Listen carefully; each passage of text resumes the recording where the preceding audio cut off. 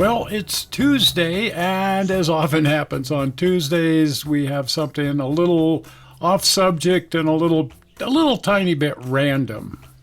Now, if you're a follower of the channel, you know that our big project has been building the turntable for the railroad at Garagemshall, and we haven't actually covered this work now for several weeks. We've been doing the ghost train at Ely, and we still have some more Ely stuff to show. And, well, we've just been off in some other directions.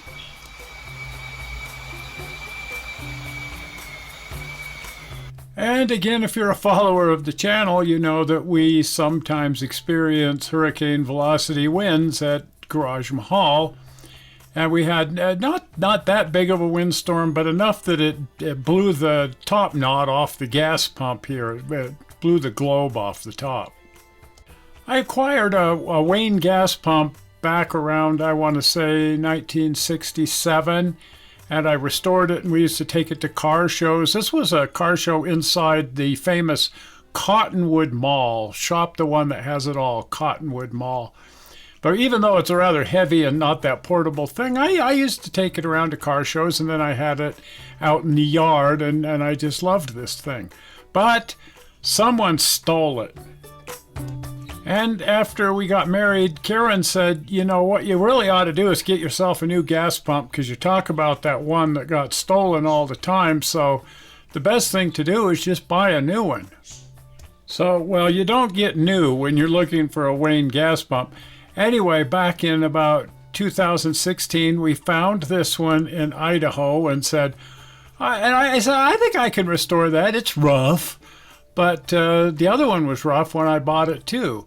So let's just restore this one.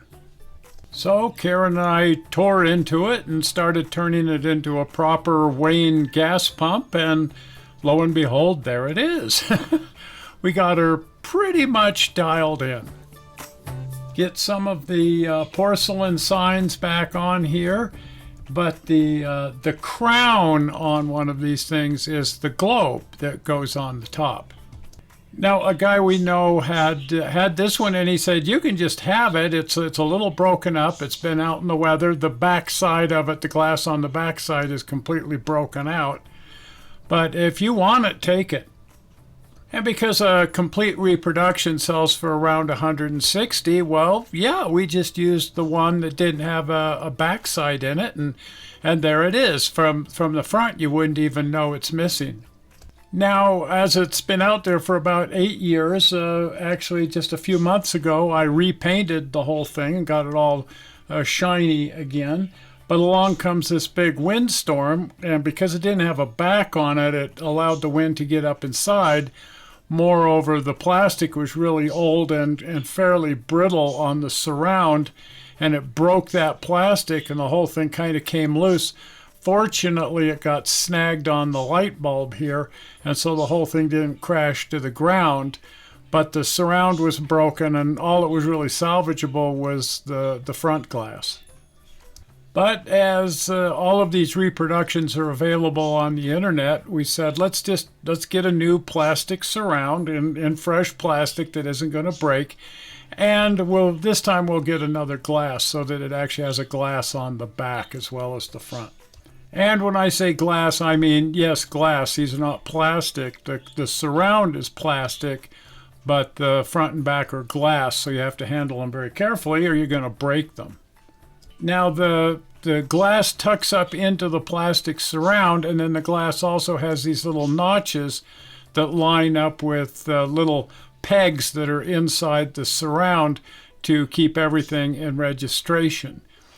And getting both sides into the plastic and seated up in there proved to be rather challenging, and we were trying to figure out just exactly how to go about this. And Karen came up with the idea to go ahead and get the glass in one side and then tape that in place with some painter's tape, blue painter's tape, and then carefully get the other side in.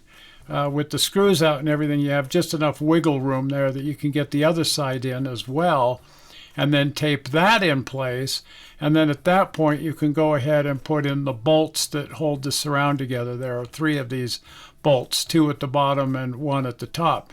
And once those are tightened, then the glass is neatly held in place, and you can go ahead and remove your blue painter's tape, because at this point it's really one good solid unit.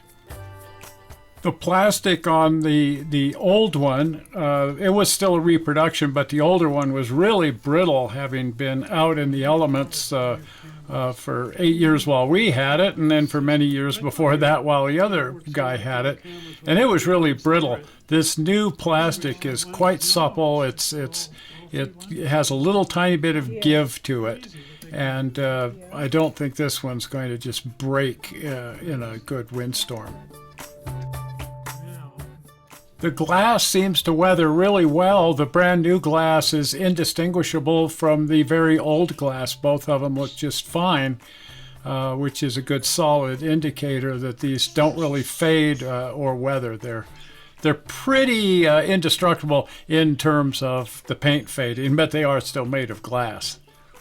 The globe is held in place on top of the gas pump with 3 set screws, 1 at the back and 2 at the front. And notice that the one here at the back lines up exactly with the seam in the plastic surround, and that's where the other one broke, because that's kind of a weak point right there where that one screw is right up against that seam. And then, of course, there's 2 screws on the front, and all 3 screws really overlap the little flange on the plastic as opposed to just pressing against it. So it really locks the globe in place once those 3 screws are tightened. And at this point, we're back to looking pretty darn good. And for the first time, we now have a glass on the back. It used to be if you came around over here and looked up at the back, you just saw the light bulb up inside there. But we accepted that as okay because generally speaking, you wouldn't notice. But it did also give an opportunity for the wind to get up in here and create extra strain.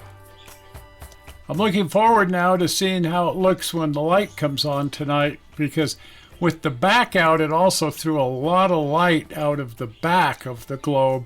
And hey, check it out now with a proper back on there. It's a much smoother, more diffused light coming out of the back, shining onto the garage wall.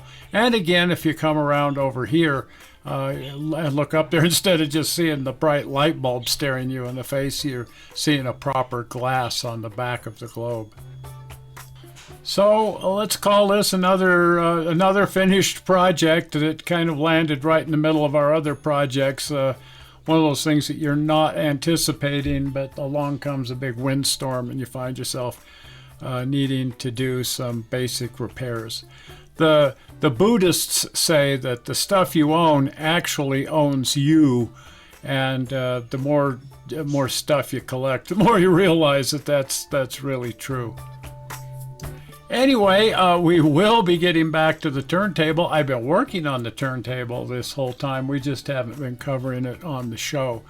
And there's actually been a lot of work done, and it's coming together. And as soon as we give you a little more look at Ely, and also we're heading off to the Color Country Model Railroad Club's open house, which is coming up next weekend. That is November 7th through the 10th, 2025 in St. George, Utah. And that's always a good time. So we're going to head down there too. And Karen and I certainly hope that you're going to want to follow along with all of this. And so if you're not a subscriber to the channel, please subscribe. An easy way to do that is by clicking on the upcoming blue button. Zoink! Right there, the blue button. Well, we're not sure how you found this video on the internet. We hope you didn't find it boring.